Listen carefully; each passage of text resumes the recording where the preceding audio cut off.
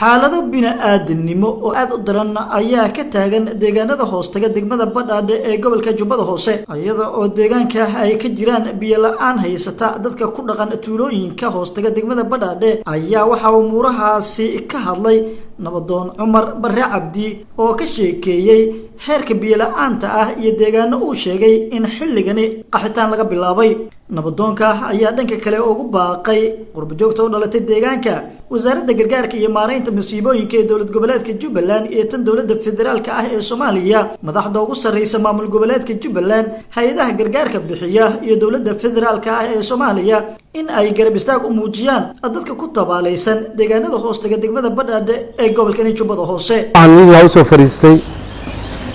waa dhib iyo kuleel la soo gaaray oo macnaha bulshada ee Jubbaland qayb kamida Badhaadhe iyo agagaaraheeda ilaa Kolbiyo dhibaato haysataan rabo inaan u sheego muslimiinta dhibaatadaas oo ah abaar oon biyo la'aan rafaad waxay la tahay walaalka laba goor buu la kaaga baahan yahay la yiri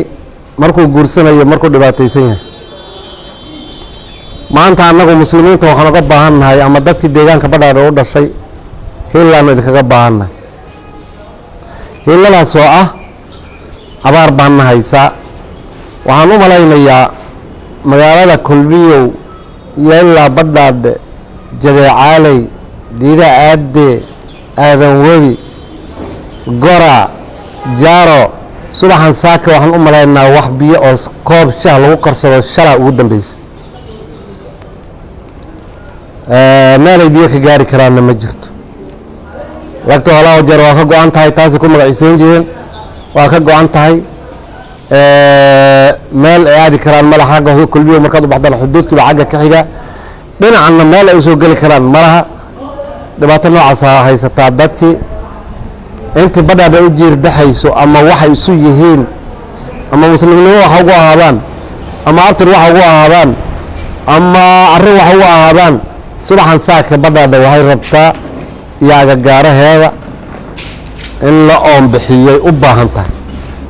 ma aqaano 6 saac iyo 7 saac hadii la gaaro wax ka iimaani doono inay wax dhimanayaan baan aaminsanahay annaguna hadda halkaas aan go'doon ku nahay waxaan idinka codsanaynaa intii Badhaadhe u jirdaxayso ama ha u dhalato ama diin islaamid ha isku raacaano ama abtir iyo awow ha isku raacaano saaka Badhaadhe in la soo kaalmeeyaan jacayl Kolbiyo iyo Aadan Wadi khaasatan waa laga dhumaya iyo Jadeecaaley saddexda magaalo waa laga dhumay inta waxa u dheer Jadeecaaley laftigeeda waxa ka dilaa cudurkiisa la sheegay corona oo ilaa 4 qof iyo 5 qof u jiifta meel ay gaaraan malaha meel ay dhaqaaqaan malaha annagii meel aan u marno ma hayno waxa la idinka codsanayaa muslimiinta inta jiir duxale inay noo soo ciidantaan khaasatan inta reer Jubbaland maamulka Jubbaland baan u baahannahay tawar in wax loo qabto madaxweynaha Jubbaland baan u baahannahay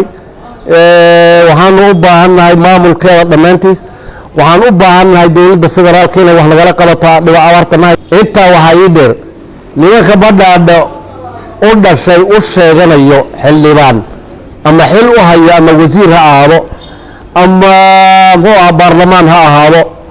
iyo kuwa ka soo rabaan Badhaadhe maanta ninka u soo baxo u baan danaynayaani Badhaadhe maanta meesha ay taagan tahay ninka ka qaato ninka waan danaynaya saan u soo fariistay laba xildhibaan baa i weydiisay Badhaadhe xaaladeeda xildhibaannimo doonayaan aanan ahayn Bashiir Cabsime min la yiraahdo iyo min la yiraahdo ila kilaas labada nin baa i weydiiyay Badhaadhe maxay ku sugan tahay maxaan sameeynaa nimanka xildhibaanada raba ama xildhibaan ha ku jiro gabar haday tahay yaa nin yahayba nin soo warsay Badhaadhe mas'uuliyadeeda iyo nabadoonnimadeeda iyo dhibkeeda anay u dhacaysaa haddaan waxa isulnahay Badhaadhe ninkii wax ka rabo maanta ha u soo ciidmo ninkii ka tago bari waa laga tagaa ogaantiis lahaada ina eedaan abaar baa ku habsatay looda cudur baa galay way isla baraysaa loo iska fariisanaysaa waxaan idinka codsanayaa